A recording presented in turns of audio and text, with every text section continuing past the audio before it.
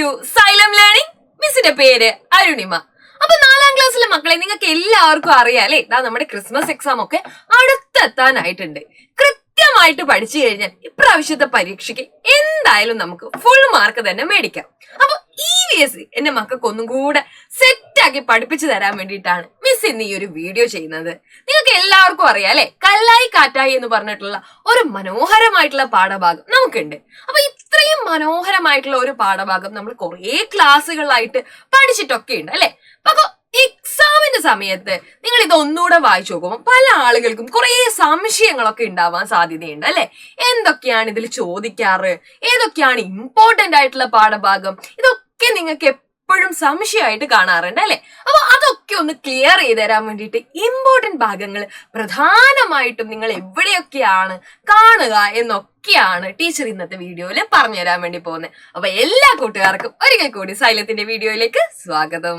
അപ്പൊ നിങ്ങൾ ഏറ്റവും ആദ്യം ചെയ്യേണ്ട ഒരു കാര്യം എന്താണെന്ന് വെച്ച് കഴിഞ്ഞാൽ അല്ലെ, നമ്മൾ പരീക്ഷയ്ക്ക് പഠിക്കുന്ന സമയത്ത് നമുക്ക് ഇതൊക്കെ അറിയാം, നമ്മളെ കൊണ്ട് ഇതൊക്കെ എഴുതാൻ പറ്റും എന്നുള്ള ഒരു വിശ്വാസത്തിൽ വേണം നിങ്ങൾ എന്ത് ചെയ്യാൻ, എപ്പോഴും പഠിക്കാനിരിക്കാനല്ലേ. എല്ലാം നമ്മളെ കൊണ്ട് പറ്റും, നമ്മൾ അടിപൊളിയായിട്ട് എക്സാം എഴുതും എന്നൊക്കെയുള്ള കോൺഫിഡന്റ് ആയിട്ട് നിങ്ങൾ എന്ത് ചെയ്യുക, എല്ലാപ്പോഴും പഠിക്കാൻ വേണ്ടിയിട്ട് ഇരിക്കുക. ഓക്കെ, ഇതാണ് മിസ്സിന് ആദ്യമായിട്ട് പറയാനുള്ളത്. ഓക്കെ, ഇനി നമുക്ക് നമ്മുടെ പാഠഭാഗത്തിലേക്ക് നോക്കാം അല്ലെ. നോക്ക്, കല്ലായി കാറ്റായി അല്ലെ. അപ്പൊ നമ്മൾ ഇതിൽ എന്തൊക്കെയാണ് പഠിച്ചത്? പ്രധാനമായിട്ടും ഒരു പദാർത്ഥത്തിന് പ്രധാനമായിട്ടും 3 അവസ്ഥകളുണ്ട് അല്ലെ. ഏതൊക്കെയാണ് 3 അവസ്ഥകള്? ഇപ്പൊ പ്രധാനമായിട്ടും നമ്മൾ പഠിച്ചത് ജലത്തെ വെച്ചുകൊണ്ടായിരുന്നു അല്ലെ. ജലത്തിന് പ്രധാനപ്പെട്ട 3 അവസ്ഥകളിലേക്ക് മാറാൻ സാധിക്കും അല്ലെ. ഖരാവസ്ഥയില്, ദ്രാവകാവസ്ഥയില്, വാതകാവസ്ഥയിൽ അല്ലെ. ജലം ഐസ് ആവുന്ന സമയത്ത് അത് ഖരാവസ്ഥയിലേ മാറുന്നു. പിന്നീട് അതെന്ത് ചെയ്യും, കുറച്ചുകൂടെ ഒന്ന് ചൂടാവുന്ന സമയത്ത് അല്ലെ, ഐസ് കുറച്ച് ചൂടാവുക, അതായത് താപം സ്വീകരിക്കുന്ന സമയത്ത് എന്താവും, ഐസ് വെള്ളമായിട്ട് മാറും. വീണ്ടും നമ്മൾ ഈ ഐസിനെ എടുത്ത് ചൂടാക്കുന്ന സമയത്ത് അതെന്തായിട്ട് മാറും, നീരാവിയായിട്ട് മാറും അല്ലെ. ഇങ്ങനെ കുറെ കാര്യങ്ങളാണ് നമ്മൾ ഈ ഒരു പാഠഭാഗത്ത് പഠിച്ചത്. അപ്പൊ ഈ ഒരു ഭാഗത്തെ അല്ലെങ്കിൽ ഈ ഒരു ചാപ്റ്ററിനെ ഏറ്റവും സിമ്പിൾ ആയിട്ട് നമുക്ക് എങ്ങനെ നോക്കാം എന്നുള്ളതാണ് മിസ് ഇവിടെ പറയാൻ വേണ്ടി പോകുന്നത്. അപ്പൊ ആദ്യ ഭാഗങ്ങളിലൊക്കെ നിങ്ങൾക്ക് കുറെ എക്സ്പെരിമെന്റ്സ് ഒക്കെയാണ് അല്ലെ കാണാൻ വേണ്ടി പറ്റുന്നത്, കുറെ പരീക്ഷണങ്ങൾ അല്ലെ. ആ പരീക്ഷണങ്ങളിൽ നിന്ന് നമ്മൾ കണ്ടെത്തിയ കുറച്ച് നിഗമനങ്ങൾ ഉണ്ട് അല്ലെ.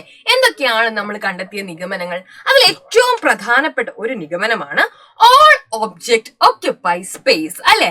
അതായത് എല്ലാ വസ്തുവിനും എന്ത് ചെയ്യണം, സ്ഥിതി ചെയ്യാൻ സ്ഥലം ആവശ്യമാണ് അല്ലെ. എല്ലാ വസ്തുക്കൾക്കും സ്ഥിതി ചെയ്യാൻ എന്ത് വേണം, സ്ഥലം ആവശ്യമാണ് അല്ലെ. അപ്പൊ ഇത് ഖരവസ്തുവിനും ബാധകമാണ്, ദ്രാവകത്തിലിരിക്കുന്ന വസ്തുവിനും ബാധകമാണ്, വാതകാവസ്ഥയിലിരിക്കുന്ന വസ്തുക്കൾക്കും ബാധകമാണ് അല്ലെ. എല്ലാ വസ്തുവിനും സ്ഥിതി ചെയ്യാൻ എന്ത് വേണം, സ്ഥലം വേണം അല്ലെ. All object occupy space whether it is A solid, whether it is A liquid or gas അല്ലെ.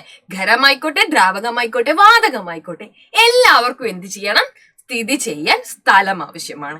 ഇതാണ് നമ്മൾ ആദ്യമായിട്ട് പഠിച്ചത് അല്ലെ. പിന്നീട് നമ്മൾ എന്തൊക്കെയാണ് പഠിച്ചത്? പിന്നീട് നമ്മൾ വെള്ളത്തിനെ കുറിച്ചുള്ള കുറച്ച് കളികളൊക്കെ ആയിരുന്നു അല്ലെ കണ്ടത്. അപ്പൊ ഈ കളികളിൽ നിന്ന് നമ്മൾ എന്താണ് മനസ്സിലാക്കിയത്? എന്തൊക്കെയാണ് നമ്മൾ മനസ്സിലാക്കിയത്? പറഞ്ഞേ നിങ്ങള്. ജലത്തിന്റെ സവിശേഷതകളാണ് അല്ലെ നമ്മൾ മനസ്സിലാക്കിയത്. ജലത്തിന്റെ എന്തൊക്കെ സവിശേഷതകൾ നമ്മൾ മനസ്സിലാക്കി? വെള്ളത്തിന് കൃത്യമായിട്ടുള്ള ഒരു ആകൃതി എന്നുള്ളത് ഇല്ല അല്ലെ. Water does not have a proper shape അല്ലെ. അതിന് കറക്റ്റ് ആയിട്ടുള്ള ഒരു ഷേപ്പ് ഇല്ല. പക്ഷെ അതിന് ഷേപ്പ് ഉണ്ടാവും എപ്പോ, ഏത് പാത്രത്തിലാണോ നമ്മൾ ഈ പറയുന്ന വെള്ളം എടുക്കുന്നത് അല്ലെ, വാട്ടർ എടുക്കുന്നത്, അതിനനുസരിച്ച് ആർക്ക് ഷേപ്പ് വരും, വെള്ളത്തിന് ഷേപ്പ് വരും. അതായത് ഒരു പരന്ന പാത്രത്തിൽ എടുത്താൽ അതൊരു പരന്ന് കിടക്കും അല്ലെ വെള്ളം. ഇനി നിങ്ങൾ എന്ത് ചെയ്യാണ്, നല്ല കുപ്പിയിലാണ് എടുത്തതെങ്കിൽ അത് കുപ്പിയുടെ ആകൃതിയിൽ ഉണ്ടാവും അല്ലെ. അങ്ങനെ ഏത് പാത്രത്തിലാണോ നമ്മൾ വെള്ളം ഒഴിക്കുന്നത് ആകൃതിയിലായിരിക്കും എന്തുണ്ടാവുക, നമ്മുടെ വെള്ളത്തിന്റെ ഷേപ്പ് എന്ന് പറയുന്നത്. അപ്പൊ വെള്ളത്തിന് സ്വന്തമായിട്ട് എന്തില്ല, ഒരു ആകൃതി ഇല്ല അല്ലെ. ആകൃതി ഇല്ലെങ്കിലും എന്താണ്, വെള്ളത്തിന് സ്ഥിതി ചെയ്യാൻ എന്ത് വേണം, സ്ഥലം വേണം അല്ലെ. ഇതാണ് നമ്മൾ രണ്ടാമത് കണ്ടെത്തിയ പോയിന്റ് എന്ന് പറയുന്നത് അല്ലെ. ഇതൊക്കെ എന്ത് ചെയ്യണം, ഓർത്തു വെക്കണം കേട്ടോ. ഇത് ചിലപ്പോ എങ്ങനെ ചോദിക്കുന്ന അറിയോ, കുറേ എന്ത് ചെയ്യും, പ്രസ്താവനകൾ തരും അല്ലെ, കുറച്ച് സ്റ്റേറ്റ്മെന്റ്സ് തരും, നിങ്ങളോട് കറക്റ്റ് ഏതാണെന്ന് ചൂസ് ചെയ്യാൻ വേണ്ടി പറയും അല്ലെ. അപ്പൊ വാട്ടർ ഹാവ് ഷേപ്പ് എന്ന് പറഞ്ഞാൽ അതെന്താണ്, അത് തെറ്റാണ് അല്ലെ. Water does not have a proper shape. ഇതാണല്ലോ ഉത്തരം. മനസ്സിലായോ നിങ്ങൾക്ക്? ക്ലിയർ അല്ലേ? ഓക്കെ, അടുത്തത് നമുക്ക് നോക്കാലോ അല്ലെ. നോ ഡെഫിനിറ്റ് ഷേപ്പ്, ഡെഫിനിറ്റ് എന്താണ് വോളിയം ഉണ്ട് അല്ലെ. വോളിയം എന്ന് പറഞ്ഞാൽ എന്താണ്? വ്യാപ്തം അല്ലെ.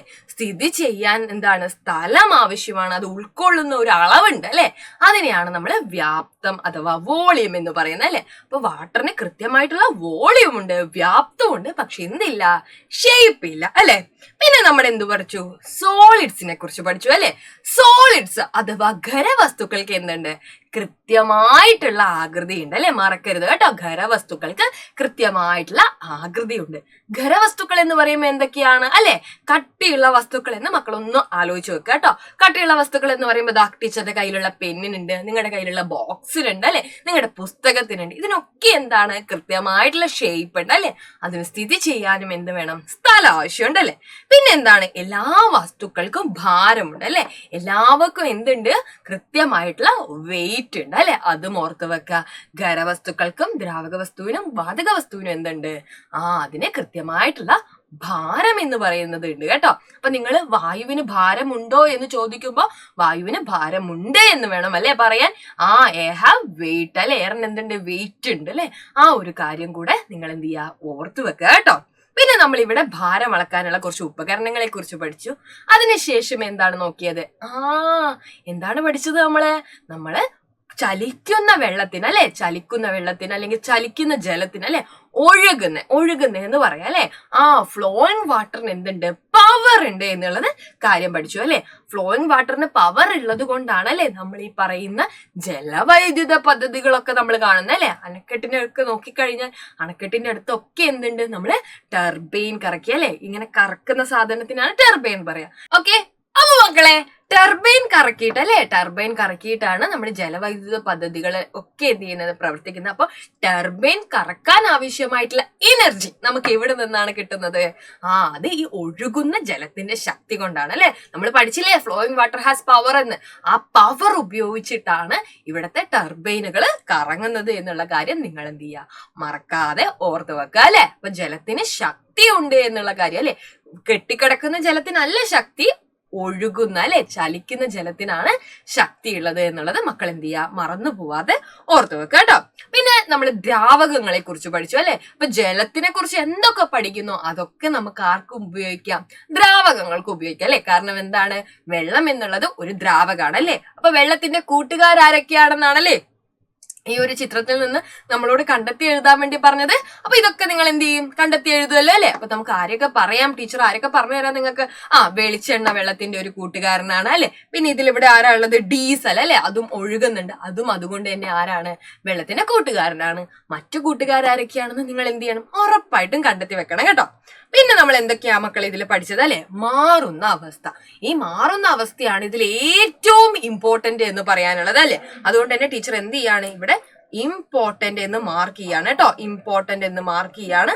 ഇതെന്ത് ചെയ്യാ? എന്തായാലും പഠിക്കുക കേട്ടോ. ഇതിലെ ഏറ്റവും ഇമ്പോർട്ടന്റ് ആയിട്ടുള്ള കാര്യം എന്ന് പറയുന്നത് എന്താണ്? അവസ്ഥാമാറ്റങ്ങൾ അല്ലെ. ജലം എന്ത് ചെയ്യുന്നുണ്ട് അല്ലെ? ഐസ് ആവുന്നുണ്ട്. ഐസ് എന്ത് ചെയ്യും? നീരാവി ആവുന്നുണ്ട് അല്ലെ. ഇതേ ജലത്തിൽ ഉപയോഗിച്ചിട്ടാണ് നമ്മൾ എന്ത് ചെയ്യുന്നത്? ജലം ഐസ് ആക്കുന്നത്. ഐസ് ആവുന്ന എപ്പോഴാണ്? തണുക്കുമ്പോ അല്ലെ.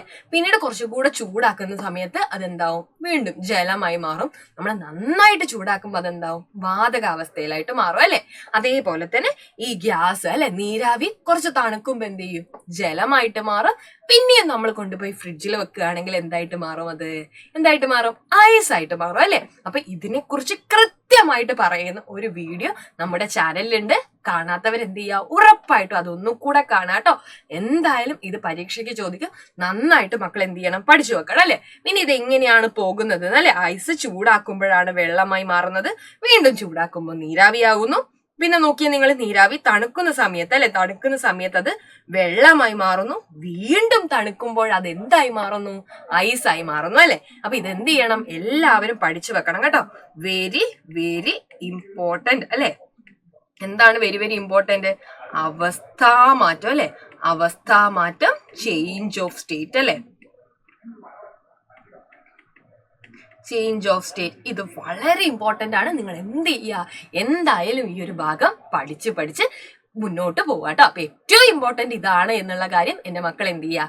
മറക്കാതിരിക്കുക അല്ലെ. പിന്നെ ജലബാഷ്പം തണുത്ത് അല്ലെ, ബാഷ്പം എന്ന് പറയുന്ന നീരാവിയാണ്, അത് തണുത്ത് വീണ്ടും ജലമാകുന്ന കാര്യമൊക്കെ നിങ്ങൾ എന്ത് ചെയ്യുക, ഓർത്തു വെക്കുക അല്ലെ. പിന്നെ എന്തൊക്കെയാണ് ഖരപദാർത്ഥങ്ങൾ എന്നുള്ളത് നിങ്ങൾ എഴുതുമല്ലോ അല്ലെ. What are the solid substance, stone, piece of wood, ഇതൊക്കെ എന്താണ്, സോളിഡ് സബ്സ്റ്റൻസ് ആണ്. അവർക്ക് കൃത്യമായിട്ടുള്ള ഷേപ്പ് ഉണ്ടാവും എന്നൊക്കെ എന്ത് ചെയ്യുക, പഠിച്ചു വെക്കുക. പിന്നെ ഓരോരുത്തരുടെയും പ്രത്യേകതകൾ അല്ലെ, ഇത് എന്തായാലും പഠിച്ചു വെക്കണം കേട്ടോ. നിങ്ങൾ നോക്കി, ഖരവസ്തുക്കൾക്ക് ഒഴുകാൻ പറ്റുമോ? ഖരവസ്തുക്കൾക്ക് ഒഴുകാൻ സാധിക്കില്ല അല്ലെ, ഒഴുകാൻ സാധിക്കില്ല.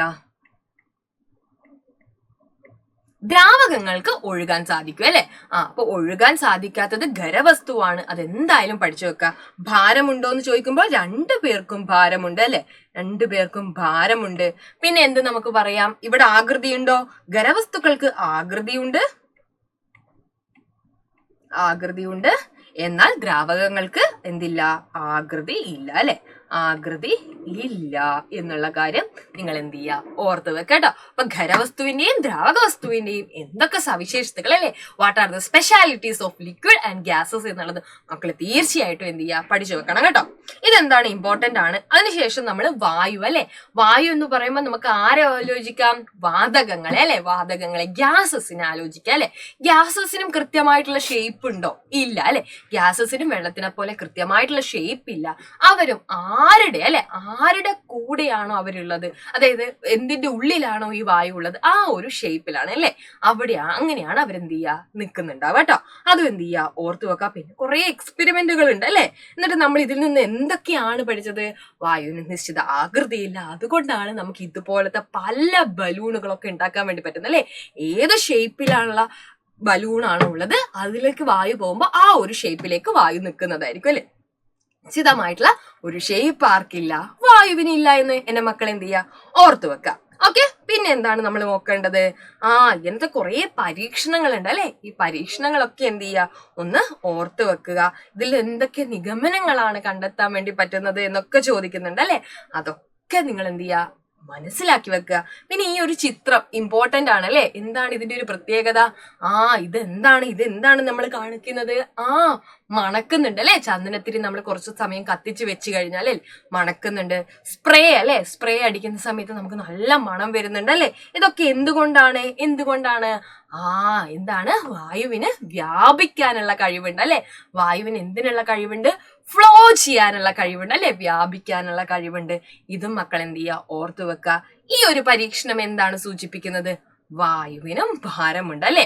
വായുവിന് ഭാരമുള്ളത് കൊണ്ടാണ് ഈ ബലൂൺ എന്ത് ചെയ്യുന്നത്, താണു പോയത് അല്ലെ. ഭാരമുള്ള വസ്തുക്കൾ എപ്പോഴും താഴെയല്ലേ ഇരിക്കുക ത്രാസില്, അതുകൊണ്ട് തന്നെ വായുവിന് എന്തുണ്ട്, ഭാരമുണ്ട് എന്നുള്ള കാര്യം എന്റെ മക്കൾ എന്ത് ചെയ്യുക, ഓർത്ത് വെക്കുക കേട്ടോ. ഇതൊക്കെ എന്ത് ചെയ്യണം, പഠിക്കണം. പിന്നെ എന്താണ്, നമ്മുടെ ഒഴുകുന്ന വെള്ളത്തിന് ശക്തിയുള്ളത് പോലെ നമ്മുടെ വായുവിനും എന്താണ്, ശക്തി ഉണ്ട് അല്ലെ. അതുകൊണ്ടാണ് എന്ത് ചെയ്യുന്നത്, കാറ്റാടിപ്പാടങ്ങളും പായ്ക്കപ്പലും ഒക്കെ എന്ത് ചെയ്യുന്നത്, വർക്ക് ചെയ്യുന്ന അല്ലെ. കാറ്റാടിപ്പാടം എന്ന് പറഞ്ഞു കഴിഞ്ഞാൽ എന്താണ്, കാറ്റിൽ നിന്ന് വൈദ്യുതി ഉണ്ടാക്കുന്ന ഒരു പരിപാടിയാണ് അല്ലെ. അപ്പൊ ഇതിനുള്ള ശക്തി എവിടെന്നാ കിട്ടുന്നത്, കാറ്റടിച്ച് ഇതിങ്ങനെ കറങ്ങുമ്പോഴാണ് നമുക്ക് എന്ത് ചെയ്യുന്നത്, വൈദ്യുതി ഉൽപ്പാദിപ്പിക്കാൻ വേണ്ടി പറ്റുന്നത് അല്ലെ. അതേപോലെ പായ്ക്കപ്പൽ മുന്നോട്ട് പോകുന്നത് എന്തുകൊണ്ടാ, കാറ്റിന്റെ ശക്തി കൊണ്ടാണ് അല്ലെ. കാറ്റില്ലെങ്കിൽ എന്ത് ചെയ്യും, നിശ്ചലാവസ്ഥയിലായി പോകത്തില്ലേ, അങ്ങനെ സ്റ്റക്കായി പോകട്ടോ. അപ്പൊ ഈ പറയുന്ന പായ്ക്കപ്പലിനെ മുന്നോട്ട് കൊണ്ടുപോകുന്ന ആരാ, അത് കാറ്റിന്റെ ശക്തിയാണെന്നുള്ളത് മക്കൾ എന്ത് ചെയ്യുക, ഓർത്തു വെക്കട്ടോ. മൂവിങ് എയർ ഹാസ് പവർ അല്ലെ. മൂവിങ് എയറിനെയാണ് നമ്മൾ എന്ത് പറയുന്നത്, വിൻഡ് എന്ന് പറയുന്നത് അല്ലെ, കാറ്റ് അല്ലെ. ചലിക്കുന്ന വായുവിനെയാണ് നമ്മൾ എന്ത് പറയാ, കാറ്റ് എന്ന് പറയുക. കൂട്ടുകാർ ഇതൊക്കെ എന്ത് ചെയ്യണം, പഠിച്ചു വെക്കണം കേട്ടോ. ടീച്ചർ ഒരു പാഠഭാഗം മുഴുവൻ അല്ലെ വളരെ എളുപ്പത്തിൽ നിങ്ങൾക്ക് എങ്ങനെ ഏതൊക്കെ ഏരിയാസ് പഠിക്കണം എന്നുള്ളത് വളരെ എളുപ്പത്തിൽ പറഞ്ഞു തരികയാണ് കേട്ടോ. പിന്നെന്താണ്, പ്രത്യേകതകൾ അല്ലെ എഴുതണം. വായുവിന് ആകൃതിയില്ല അല്ലെ, എയർ ഹാസ് നോ ഷേപ്പ്. പിന്നെന്താ നമുക്ക് എഴുതാൻ വേണ്ടി പറ്റും, എയർ ഹാവ് പവർ അല്ലെ. മൂവിങ് എയർ ഹാവ് പവർ അല്ലെ, ശക്തിയുണ്ട് കാറ്റിന്. ഇതൊക്കെ എന്ത് ചെയ്യണം, എഴുതണം അല്ലെ. ഇതും ഇമ്പോർട്ടന്റ് ആണ്. ഇത് നിങ്ങൾ എന്ത് ചെയ്യണം, പഠിച്ചു വെക്കണം കേട്ടോ. ഇമ്പോർട്ടന്റ് ആണ്, എന്തായാലും പരീക്ഷയ്ക്ക് ചോദിക്കും. ഇതൊക്കെ എന്ത് ചെയ്യണം മക്കളെ, ഉറപ്പായിട്ടും അല്ലെ എഴുതി വെക്കണം. അപ്പൊ ടീച്ചർ ഒരു എണ്ണം ടീച്ചർ എഴുതി തരാം അല്ലെ. നമ്മൾ എന്ത് എഴുതും, വാതകത്തിന് വ്യാപിക്കാനുള്ള കഴിവുണ്ട്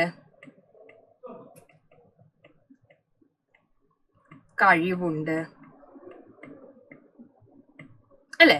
എന്താണ് gases do not have a definite shape. നമുക്ക് ഗ്യാസിന് ആകൃതിയില്ല. അപ്പൊ നമുക്ക് ഇവിടെ എന്ത് ചെയ്യാം, ഗ്യാസസ് ക്യാൻ ഫ്ലോ അല്ലെ, അവർക്ക് എന്ത് ചെയ്യാൻ വേണ്ടി പറ്റും, വ്യാപിക്കാനുള്ള കഴിവുണ്ട്. ബാക്കിയുള്ളത് നിങ്ങൾ ഉറപ്പായിട്ട് എന്ത് ചെയ്യണം, എഴുതണം കേട്ടോ.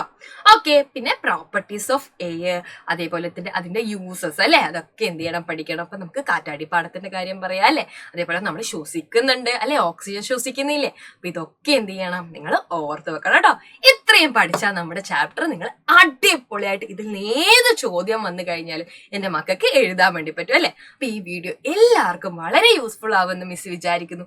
ഇതുപോലത്തെ ഇൻഫോർമേറ്റീവ് വീഡിയോ ആയിട്ട് അനിമ മിസ് വീണ്ടും വരുന്നതായിരിക്കും. നമുക്ക് അടുത്ത വീഡിയോയിൽ കാണാം. ബൈ.